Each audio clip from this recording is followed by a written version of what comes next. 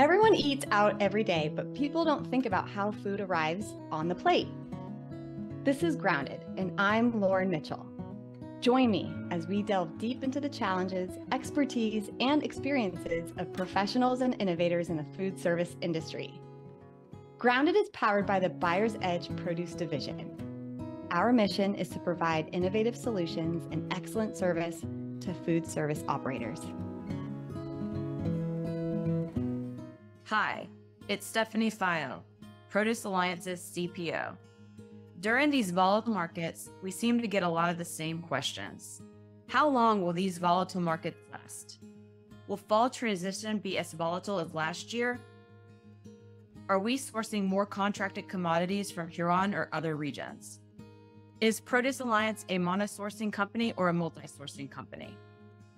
As everyone knows, almost all wet veg items seem problematic. This includes items like lettuces, romaines, leafy greens, broccoli, and cauliflower. We will be dealing with these challenges all month. We would love to give a more exact date on when these issues will end, but for now, the forecast is several weeks. Please embrace for these challenges. I guess we can say produce is never boring. Because of these volatile markets, Produce Alliance will be launching live updates from the field. Starting late this week, we will look at quality, forecast, and show you all these multi-sourcing farmers and regions we use to help you get through these volatile times. To end with a positive note, strawberries have improved this week. Look for these new live updates by following Produce Alliance Instagram and Twitter. And that's your Grounded update from the field. I couldn't be more thrilled for this discussion. I have my notepad ready as I know this is going to be good. Today's guest is an ambitious leader who constantly strives to make a difference by inspiring others.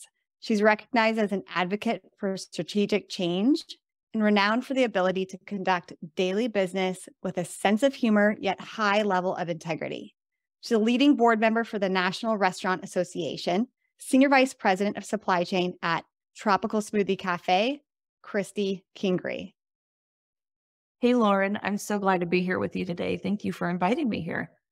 I'm so excited to be here with you. Okay, let's dig in. So how did you start your journey in supply chain? Where did it all begin? So my career actually did not start in supply chain.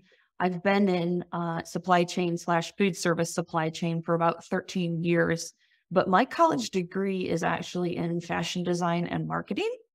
So out of college, I started in the wild world of costume design and fashion show production, which I loved dearly, but found that it was a better hobby for me than a career. So from there, I went into a real estate law firm as a paralegal. And then I was lucky enough to have some wonderful folks over at ARCOP, which is Arby's supply chain cooperative, take a chance on me. And brought me in as an entry-level buyer, and I haven't looked back since. A theme that we've already had on this show is the different backgrounds and how they've really fed into the strengths of folks in supply chain. One woman last week who started in textiles, and the whole point is just having a diverse team with all different backgrounds, and even keeping that in consideration when you're recruiting new talent, what their strength and background can actually bring in terms of new sites, new perspectives into a role in supply chain. So I love hearing that. Okay, so looking back from when you started to your career and where we are today, what do you believe to be the greatest improvement within supply chain or a food service industry? So jokingly, I would say one of the greatest improvements is that people actually know what supply chain is now. So that's been a huge advancement for us as an industry. But I'd probably say it's something along the lines of the accessibility of data and evolution of analytics. Absolutely. We've got things accessible to us now, as far as real-time dashboarding and, a lot of advancements in that area, just to the visibility that we can get of what's inside of our supply chain. So that's probably one of the things that I've seen change the most since I started in the industry. But, there's other things that before the pandemic occurred, I probably would have said were great advancements in supply chain in general. So you think about things like, offshoring and, just in time inventory and manufacturing and lean manufacturing and all these things that we thought were really great at the time, and they were saving costs and trimming fat and making a difference.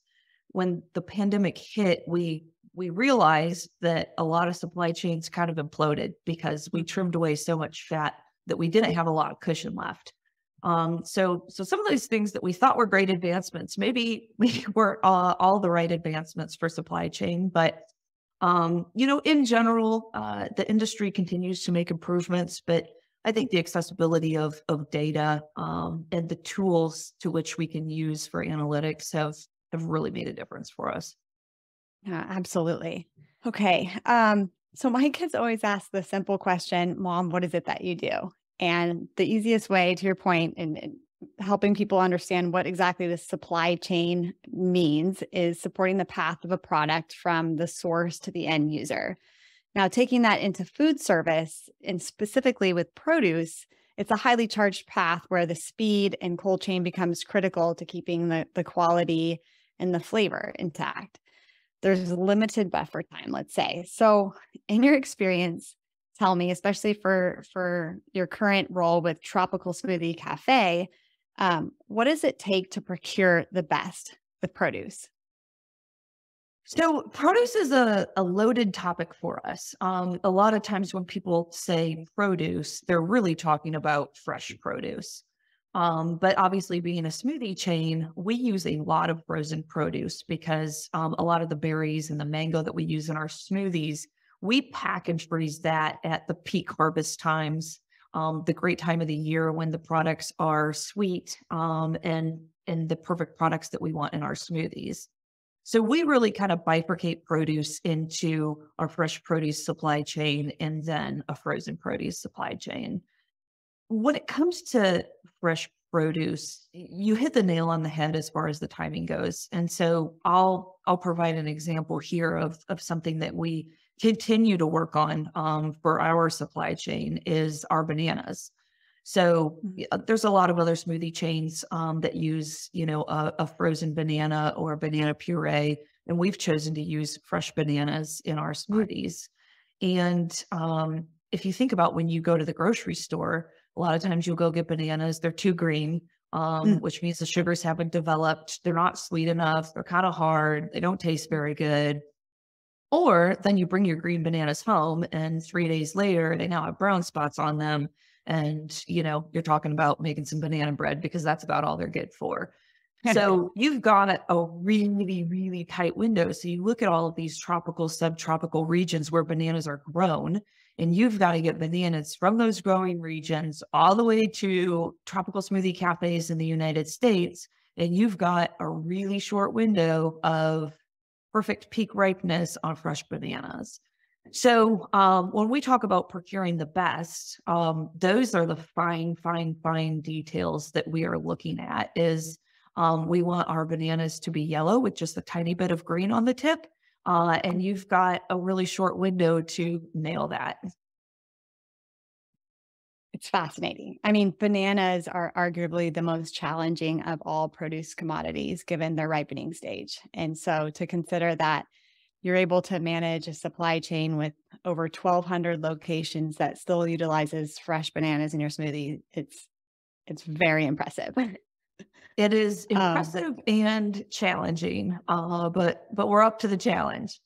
I love it. So one component that I find to be top notch with Tropical Smoothie Cafe is your food safety program. And taking a step back, as I said, you've got over 1,200 cafes in the United States, but not only that, over 600 franchisees within that model. Yet, Tropical Smoothie Cafe carries the highest compliance of franchisees buying on the produce program. Now, this is important because that means the integrity of your spec and food safety is completely intact for your restaurants. It's no small task to maintain that. And I know that while we've got a blend of corporate-driven models, but also franchise-driven, you definitely are on the higher performing end of that. So I'm just curious, what do you feel to be the driving factor in the success that you guys have with maintaining this for the volume of units that you have within the system? As far as just compliance with buying on the produce program or to the spec and the food safety parameters that you have in place? It's been a long path to get where we are, and it's taken a lot of different elements to get us to the rate of compliance that we're at right now. So I'd say the winning recipe was really a combination of one, we've got franchisees who care. We've got franchisees who want to be good, who want to be great. And so they care about our guests. And so that makes it easier to get them on board with different programs, such as a fresh produce program through Produce Alliance that we utilize. Two, we've got a really great field team. Our field operations team knows and understands the importance of this program, of consistency across the system and what that does to deliver great products for our guests. And so they are big advocates for ensuring compliance within the program. And then three, our supply chain team here at Tropical Smoothie works very closely with Produce Alliance on a daily, weekly basis to look at compliance, figure out where we need to, address anybody who's not purchasing within the supply chain and get them up to speed on the benefits of why we need to do that as a company. So it really takes a pretty large group of people that care to execute a program like this. So it's interesting. One, it's the people in the cafes that care about those that they serve. Recognizing the need for it. It's the people you have regionally to support the cafes within the region, but then also your internal team. So the common ingredient to all that is people, and digging into it, just people a bit more. I do know that about Tropical Smoothie. They are at the heart of your brand, and labor being a critical piece to the puzzle of putting good food on the table. I'm curious, one way to combat turnover is to improve aspects outside of pay, like workplace culture. And Tropical Smoothie Cafe has culture. What have you done, or what has Tropical Smoothie done in your environment to motivate any team members so that they can not only survive, but really thrive, either being a franchise owner or just a cafe member? So one of our core values is relationships rule. And that applies to our relationships internally, the relationships that we have with external vendors, the relationships between franchisees and the Tropical Smoothie Support Center. And so that's at the heart of what we do, is we treat each other well. And so that's a big driver of our culture. But there's a lot of, I don't think that there's one thing that we've done. I think it's consistency and consistently doing new and incremental things that add to that experience. One of the things that stands out most notably to me, obviously being a team member at Tropical Smoothie, is that we like to have fun.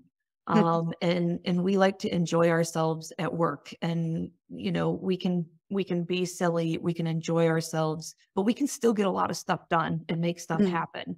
And that's what makes it fun, fulfilling, worthwhile to come to work every day, is because we're driving really great results, but we're also enjoying ourselves while we do it. And I honestly think, you're on tropic time now. Like, that's what Tropical Smoothie is all about. We're all about the beach. We're about the sunshine. We're about fun. And so that's a big part of our culture and what drives people to enjoy being here and being part of us. I love that. Fun makes it fulfilling. That is so true. What about one thing that you wish your produce distributor or any vendor really knew that could help you serve your customers or even just your cafes better? Well, it would probably be something along the lines of every last piece matters. So our commitment to our franchisees is that we care, we communicate, and we drive their profitability. And so when it comes to fresh produce, shelf life is always a topic. And so when we're driving their profitability, we look very closely at monitoring and managing waste. And even if it's that last handful of lettuce that we have to throw away because it's gotten a little soft or wilted, or the one tomato that has, mold on it in the bottom of a case, that could be the last tomato that you needed to get through your shift and have enough tomatoes to serve all your menu items with guests. or it could be, the drivers of your profitability by reducing waste. So that would probably be the one thing that I would want them to know is that, franchisees, there's like nothing better than opening a case of fresh produce and just seeing beautiful fresh produce. Mm. Yes, that's my favorite thing too. That's what we all want. We all want the same thing. It's just not very easy to get it. Okay, let's chat crisis management for a minute. How do you mitigate risks or support repeated issues in your current role? And it can be within fresh produce or even in a broader scope. Yep. So a couple of ways, really. There's the tunnel of vision of, hindsight being 2020. So when we see things that have happened, and we didn't like the result, we didn't get a good result, then we go in and we say, okay, what can we do to make sure that this doesn't happen again in the future? And then there's the pathway of looking into the future, identifying potential risks and saying, okay, what do I need to do to make sure that this doesn't actually happen? So I'd say we addressed it several different ways. And, risk management for us, has multiple levels. A lot of people associate risk in supply chain with, food safety or QA or things like that. But we've got a lot of different risks that we manage within our supply chain. So one of them obviously being food safety and quality. That's a huge, huge brand driver for us. So, we're always looking to mitigate, those types of risks, reduce the risk there. But there's supply risk. What do we do if we don't get the supplies that we need from the vendors that we have? So a lot of initiatives going on around supply risk and making sure that we've got the products that we need in the quantity that we need, where we need them, when we need them. There's price and cost risk. So how do we minimize those risks via contracting, different procurement programs that we utilize? Risk tends to kind of have this lens on food safety, but we've got a lot of different risks that we work to mitigate on a really regular basis. Yeah, I agree. Supply risk is a big important piece right now. And we've spoken a lot about supply chain, but it's how the focus is linking supply chain with the demand chain. And fortunately, data has supported a lot of the advancements with that, but really kind of diversification of your portfolio of suppliers just to ensure that that fill is there. So I completely agree. Supply risk is really getting further and further a focus for many right now. Post-pandemic, I mean, it's a hot topic. I mean, during the pandemic, post-pandemic, it's a hot topic to make sure that you're covered there. And there's a lot of different ways. There's a lot of different ways to go about it. And we've done it differently with different suppliers.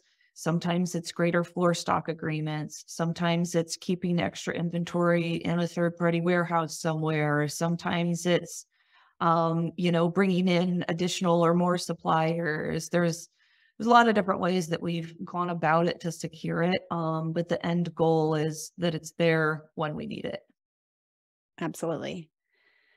More of a general question, but what do you believe is most worth your time right now? We're incredibly busy in this work environment and day in, day out, it can get very hectic, but time management and understanding priorities is always important, but I'm curious from your perspective, what's most worth your time? Yeah, the short answer there is people.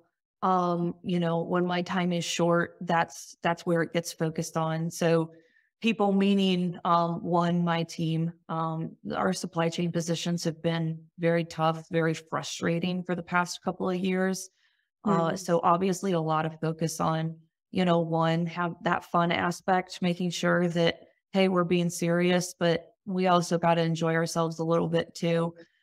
So a lot of focus there.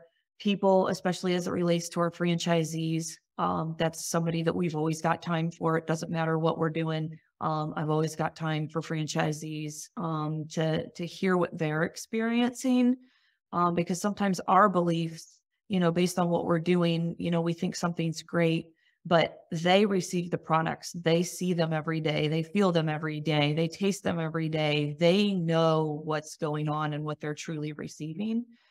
So they're, we utilize them for feedback and a wealth of knowledge on the products that we're moving through the supply chain for them. And then, also our supplier partners, that's just something that you've got to make time for. You've got to have great relationships. That's what's going to get you through tough times. And so, yeah, when I'm tight on time, it's people that I'm using to spend my time with. That's a great answer. We're going to focus a little bit more in on Tropical Smoothie Cafe, especially getting folks in that may not know a lot about it. For one, Tropical Smoothie Cafe is more than just that. It's more than smoothies. If you've looked at their menu, there's breakfast items, burgers, wraps, sandwiches. So I'm curious from your perspective, other than the smoothies being fresh and the food fantastic, why do people choose to go to Tropical Smoothie Cafe? Well, my short answer is, as you mentioned, because it's delicious. And that's the number one guest driver, is that it's a delicious break from their day.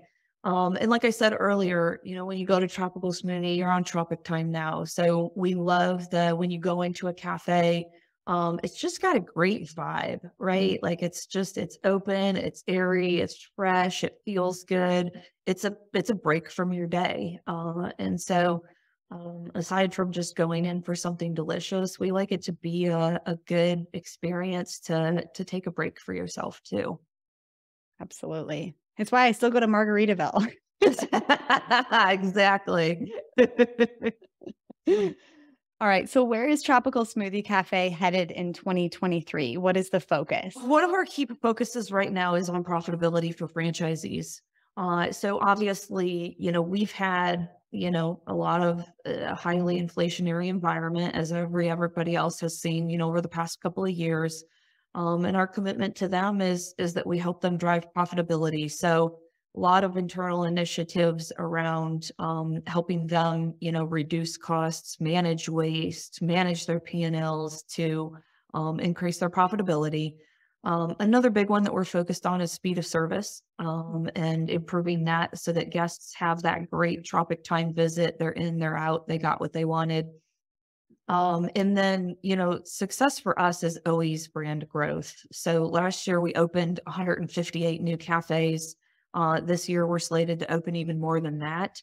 And so, it will look like continued brand growth, increasing brand awareness, and becoming that national beloved smoothie chain that we are all here to be.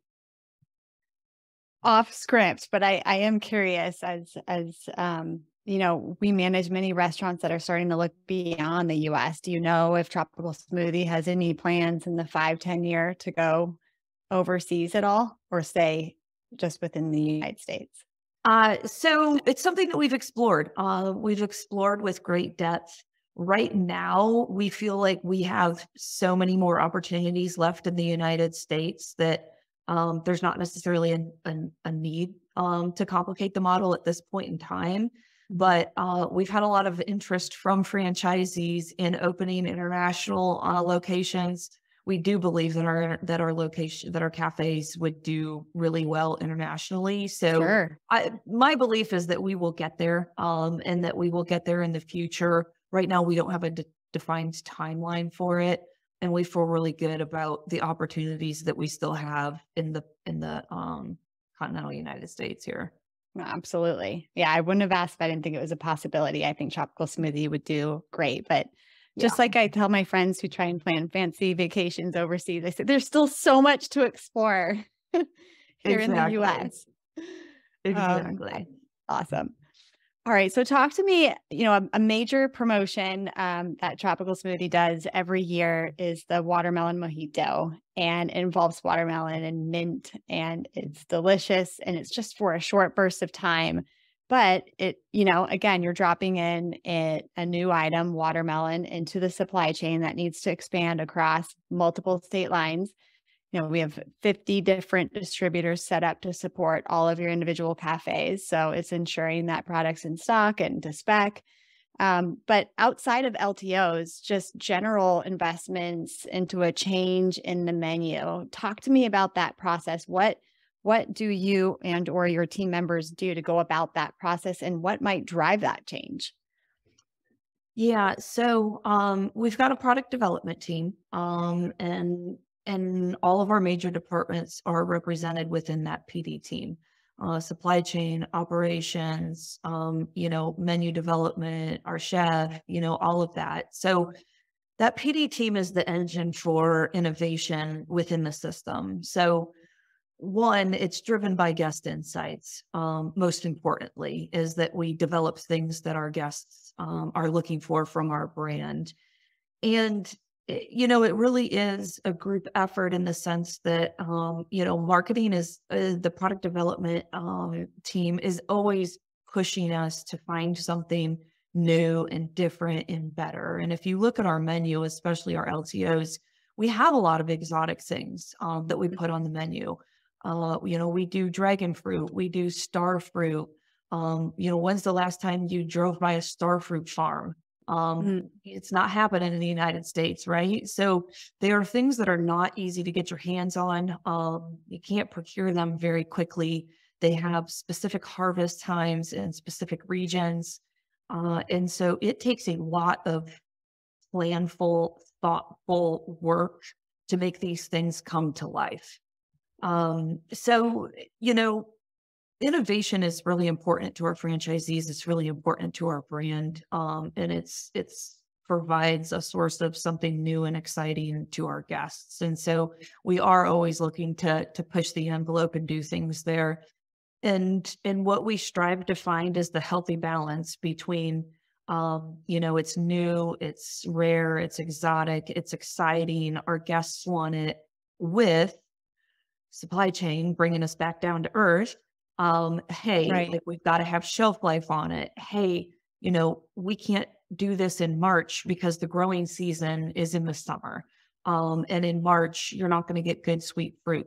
So you want to do it in June or July.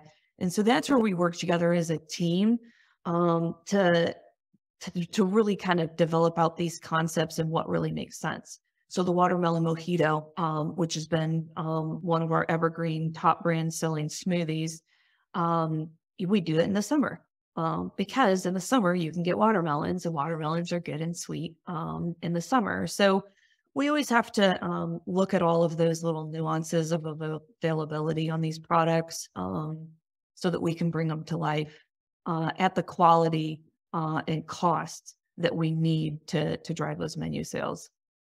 Absolutely. Innovation is an interesting topic. I mean, and it works, it's so important with your supplier partners. I mean, you can be brought new ideas every day, but if they haven't been already filtered through your current model and what is known to be best for you guys, I mean, that just shows, a good supplier partner, right? They've already vetted some of the nuances that they know are unique to your supply chain or system ahead of bringing you new ideas and options. So that's very important. Yeah, it's just so important that we can deliver on those different variables for the different departments. And so, it makes the process a challenge sometimes, but when you hit a winner that's easy to for operations to deliver in cafes, that, supply chain can effectively deliver great quality products at the time that they're needed through the supply chain. And it's a really great, strong concept that guests wants. When you can deliver on that, it's great. It's like the trifecta. But that's really hard to do, to develop something that's simple and tasty and sells. All right. So we know that when you went to college, you were studying something completely different than what you're doing today. So is there something that you learned then that's strangely relevant to what you are doing today? In an odd way, I find that a lot of things that I did and I learned in college are extremely relevant to what I do today. Absolutely. So, I mean, let me just throw out a few examples. And they're all like very soft skill oriented, but it's just things like working hard, treating people well. Like, it doesn't matter what industry you work in. Like, those are the things that you learn and that you carry with you and become a part of who you are. So, Yes, I learned pattern making and draping and drafting and textile technology. And those are things that I use in my hobbies on the weekend. I don't necessarily use on a daily basis.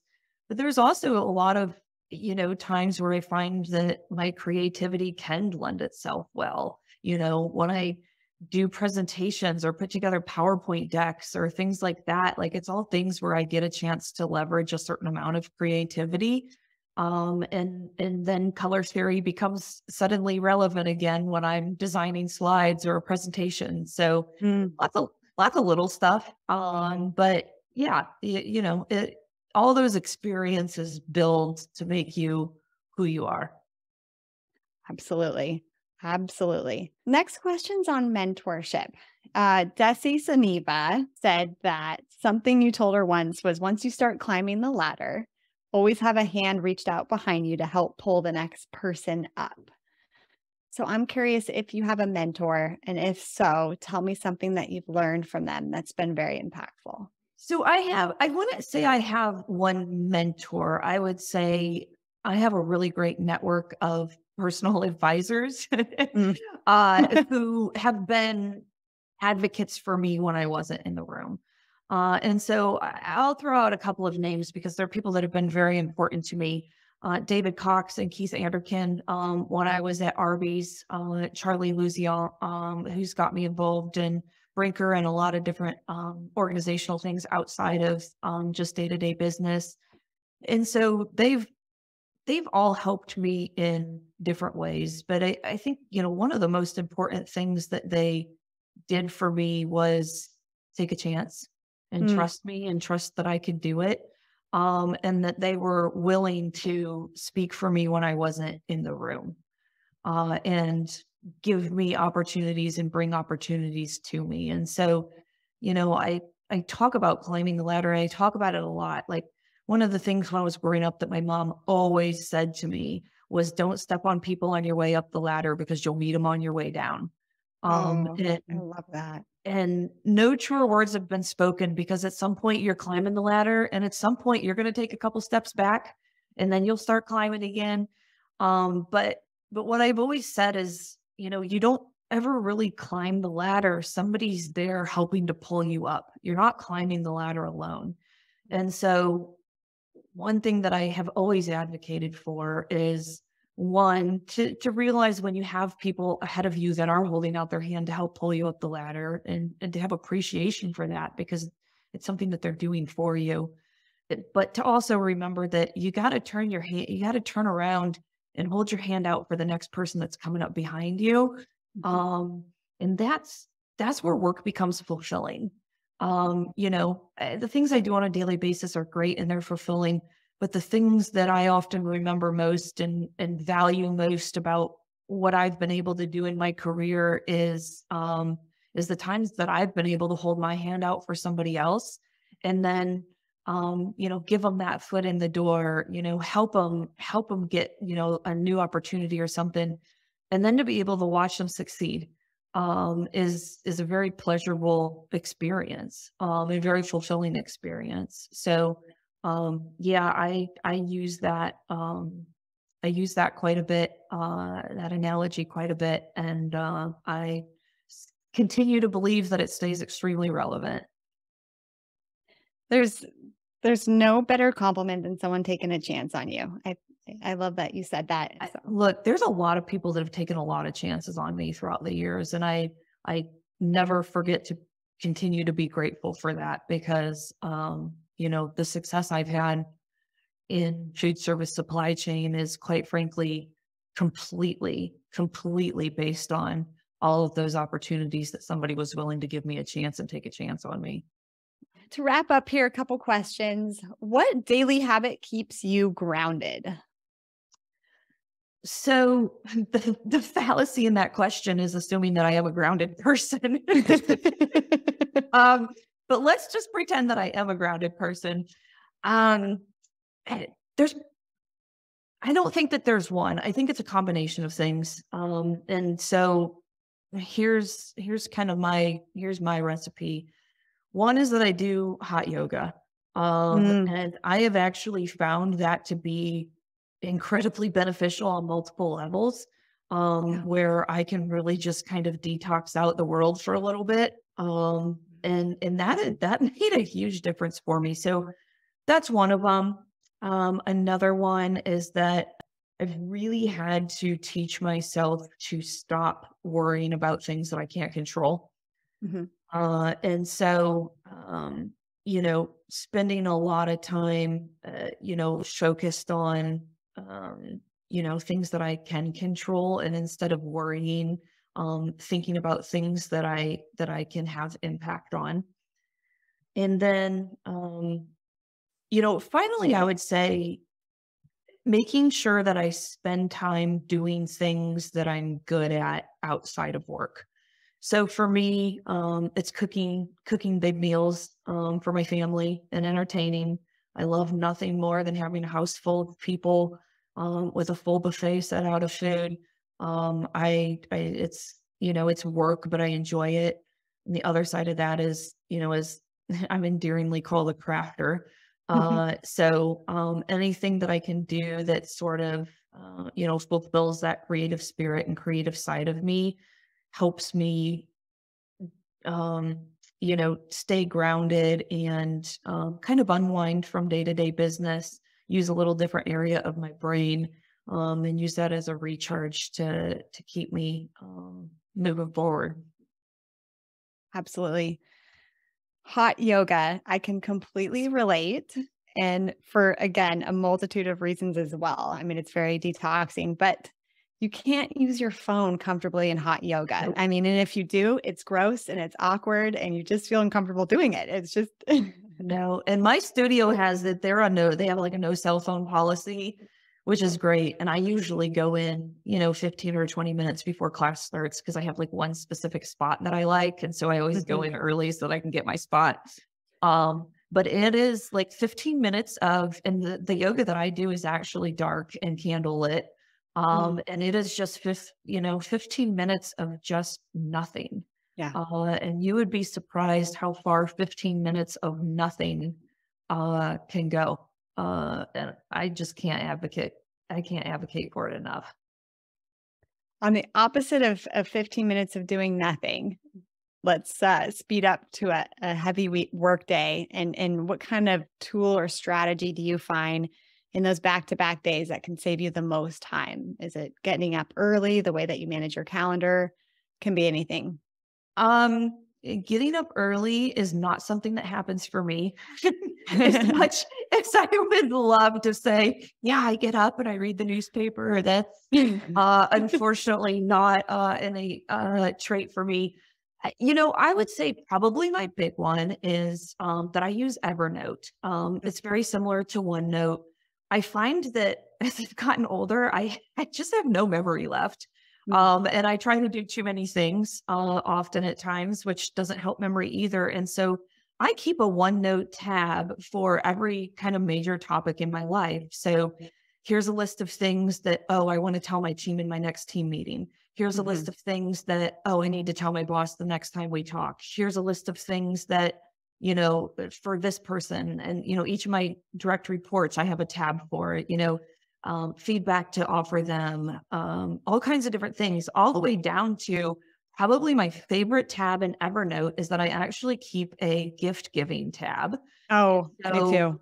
as I talk to people and they say things like, oh, yeah, I love yellow roses, or, oh, that's my favorite candy bar, or, whatever it may be.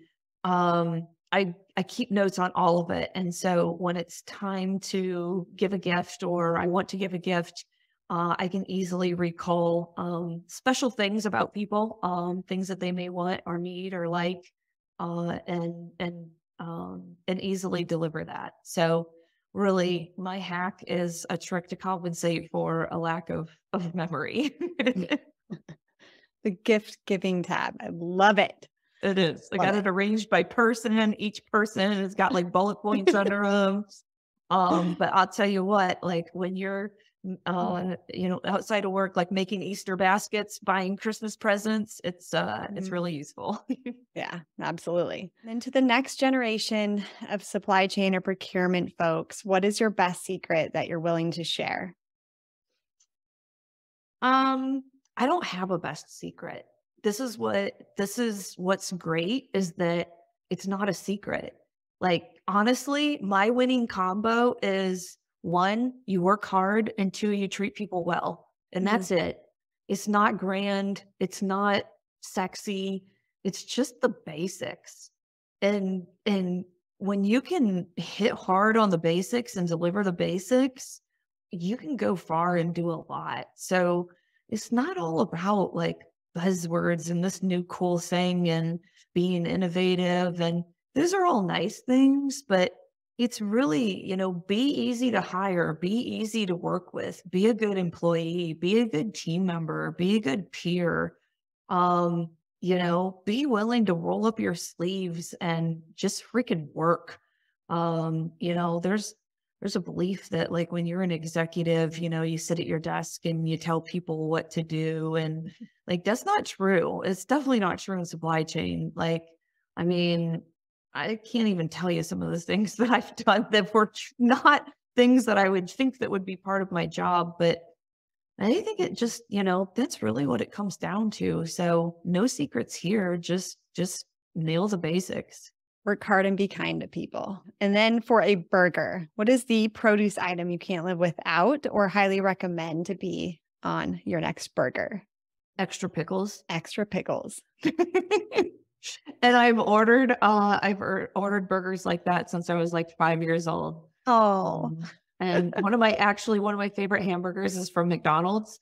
And I just love a McDonald's hamburger, and I'll get a burger with extra pickles, and that suits me well. Kristi, you're a gem. I mean that wholeheartedly. You are such a gem. You are so humble, and I'm so grateful for this time. I know after listening to this conversation, people will be as enamored with you as I am. But if they can and are able to reach out and introduce themselves or ask a question, where can people find you? So you can find me on LinkedIn. I'm on there, get messages on a regular basis. Love to hear from people. So always looking to grow my network and meet more individuals who are either in the industry, interested in the industry, interested in getting into the industry. So you can find me there. Awesome. And then for those wanting to get a tasty look at the Tropical Smoothie Cafe menu, hit them up at tropicalsmoothiecafe.com. We'll include that in the show notes as well. Thank you, Kristi. Thank you. Would share the same remarks to you. I thoroughly enjoy you and our work relationship that we have. I appreciate that you've invited me and Tropical Smoothie to participate in this new Grounded podcast series that you're working on. And I thoroughly enjoy you as well. Well, thank you. And thank you to our audience. If you learned something today or laughed, tell someone about this podcast. This has been another awesome episode of Grounded. See you next time. And that wraps up another episode. We have covered a lot of ground today. Thank you for joining. For show notes and our most updated market report, visit us at groundedthepod.com. Grounded is powered by the Buyer's Edge Produce Division. Our mission is to provide innovative solutions and excellent service to food service operators by leveraging technology, talent, and an insatiable appetite to improve.